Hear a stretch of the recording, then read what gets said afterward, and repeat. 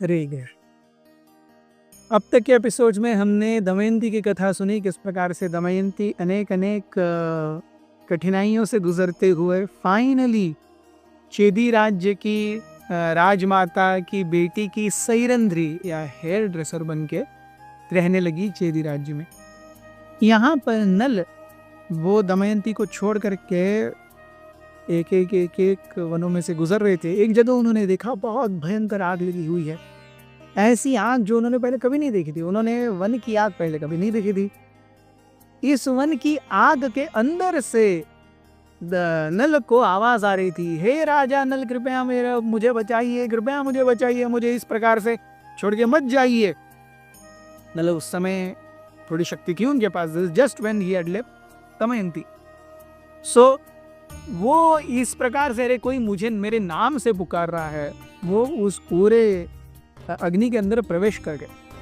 अग्नि के अंदर प्रवेश करके उन्होंने देखा कि अग्नि का एक घेरा बना हुआ है और उसके अंदर एक नाग है।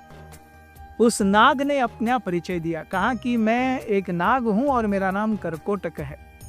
बहुत पहले मैंने नारद मुनि का मूर्खतापूर्ण अपमान किया और नारद मुनि ने मुझे श्राप दिया कि जैसे आप दूसरों को अपने विष से और अपनी कठोर वाणी से जलाते हो, वैसे ही आप अभी इस अग्नि के अंदर जलोगे, झुलसोगे, लेकिन आप हिल नहीं पाओगे। जब एक बहुत ही महान और पराक्रमी, तेजस्वी और परम दयालु नल नाम के राजा आएंगे, वही आपको इस अग्नि के दाह से मुक्त करेंगे। तो हे राजन, कृपया आप नल हो, मैं जानता हूं आप आए हो, कृपया आप मुझे अपनी गोदी में उठा लीजिए और यहाँ से बाहर निकलते हैं। मैं निश्चित रूप से आपके भले के लिए आपको उपदेश दूंगा और आप मेरे इस बहुत बड़े विशालकाय शरीर पर मत जाइए। जैसे ही आप मुझे छुएंगे मैं बहुत छोटा हो जाऊंगा, आप मुझे बहुत आसानी से अपने हथेली पर लेकर के बाहर जा सकते हैं। जैसे ही नल ने कर्कोटक को टच किया, स्पर्श किया, कर्कोटक एकदम ऐसे इतने एक अंगूठे के साइज के हो गए और नल के हाथ में आ गए।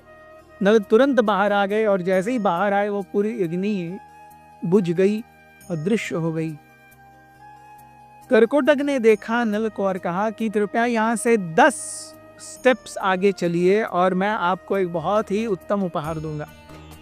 नल ने सोचते हुए, अरे क्या उपहार है, वो जैसे ही 10 स्टेप्स चले वैसे ही कर्कोटक ने नल को बहुत जोर से डस लिया। ऐसा महाभयंकर डसा कि नल चीखने लगे और कर्कोटक अपने ओरिजिनल बड़े फॉर्म में आ गए। नल ने जब ऐसे अविश्वास के रूप से कर्कोटक को देखा तो कर्कोटक ने कहा कि हे राजन, कृपया डर मत जाइए,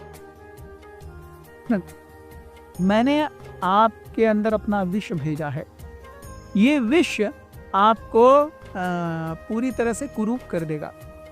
अगर आप अपने सुंदर नल की ही छवि में रहें तो आपको इस फॉरेस्ट से गुजरते हुए धोखा हो सकता है। इस कुरूप अवस्था में आपको कोई कुछ नहीं करेगा।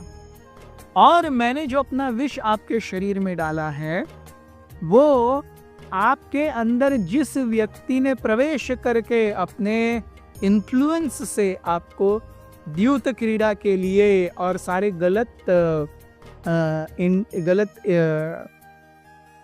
क्या कहते हैं डिसीजंस के लिए उकसाया, उस व्यक्ति को अर्थात कली को, ये बोल नहीं रहे, कली ने ये किया ना, कली ने प्रवेश किया था नल के अंदर और उनके भाई पुष्कर के अंदर भी। सो कली को ये विष दाह करेगा। कली इस विष से बहुत पीड़ित हो जाएंगे और कली के इस प्रकार से पीड़ित होने पर आपको शत्रुओं के द्वारा कोई डर नहीं होगा, कोई शत्रु आपके पास आ नहीं पाएगा, आपसे जीत नहीं पाएगा।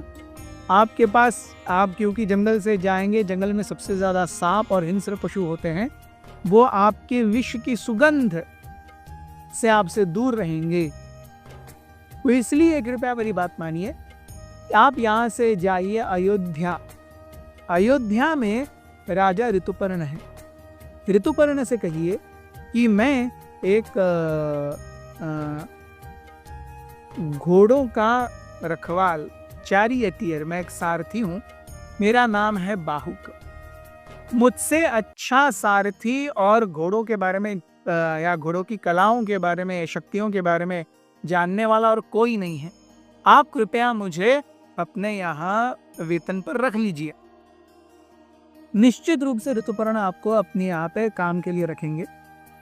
आपको जब भी लगे कि ये शरीर जो विष से ग्रस्त है, ये मुझे छोड़ना है, तो आप मेरी याद कीजिए। मैं जो मंत्र बोल रहा हूँ आपको उसे ध्यान रखिए, उस मंत्र को बोलिए, और मैं ये आपको कपड़े दे रहा हूँ। ये कपड़े आप जब पहनेंगे और कपड़े पहन करके उस मंत्र के साथ मेरा ध्यान करेंगे, तो आपको अपना पूर्ववत शरीर वैसे ही मिल जाएगा। नल ने ये सुन करके उसके आंखों में खुशी के आंसू आए। कर्कोटक वहां से अंतर्धान हो गए। नल जो है चलते चलते चलते अयोध्या आए और अयोध्या में राजा ऋतुपर्ण के महल गए। उनकी सभा में जाकर के उन्होंने अपने आप का अपना इंट्रोडक्शन दिया कि मैं एक बहुत ही अच्छा, मैं इस संसार का सबसे अच्छा सारथी हूँ, मेरा नाम बाहुक है, और घोड़ों के बारे में, विषय में जानकारी मुझसे अच्छी किसी और को नहीं है। तो कृपया मुझे अपने यहाँ पर आप वेतन पर रख लीजिए, मैं निश्चित रूप से आपकी सारी मदद करूंगा। ऋतुपर्ण ने कहा, निश्चित रूप से हम ऐसे एक अच्छे अश्व पाल को देख ही रहे थे जो घोड़ों के बारे में निष्णात हो। सो मेरे दो जो अश्वपाल हैं, वार्ष्णेय और जीवल, ये दोनों आपके अधीन काम करेंगे। आपकी तनख्वाह 10 लाख स्वर्ण मोहरे प्रतिवर्ष होगी और अब से आप अपना कार्य शुरू कर सकते हैं। इस प्रकार से कहते हुए नल जो हैं अयोध्या में ऋतुपर्ण राजा के यहाँ पर काम करने लगे। बहुत बहुत धन्यवाद। हरे कृष्ण। अथ श्री महाभारत कथा।